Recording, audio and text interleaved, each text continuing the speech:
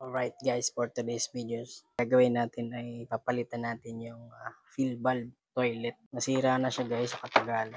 Hindi na siya namamatay. Tuloy-tuloy lang yung ng tubig. Sayang naman. Bumili tayo ng replacement. Bumili tayo sa handyman. Ito yung brand 352 at 30%. Ito yung kakabit natin dun sa flash. Ito yung kumbaga nag-fill ng tubig. And then pagka napuno na, ito yung parang pinakang gate valve. Ako sa inyo guys. So, ito na guys, dapat pagka na-hit niya yan, umapaw yan, ay mag-off na yung tubig. Yan, pero hindi guys, tuloy-tuloy pa rin.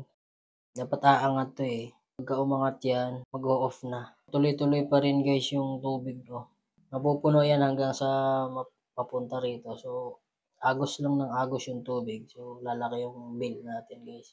So, sira na yung valve natin. Yan, umagos lang yan. So, sayang.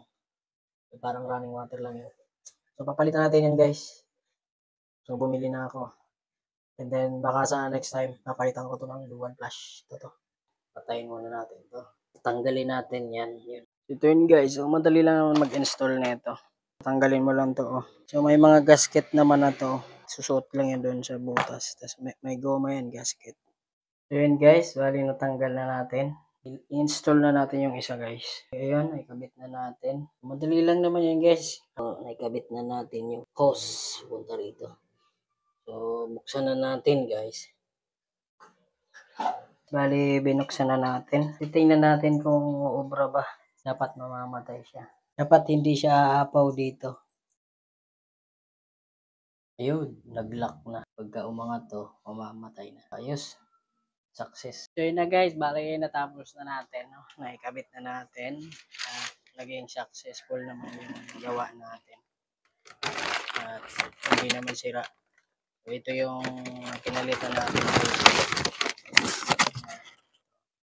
Sira na. Almost na to, 2 years. 2 years ko siyang nagamit guys.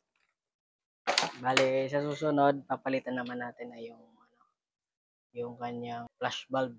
Gagawin natin yung pandual para mas tipid guys sa tubig.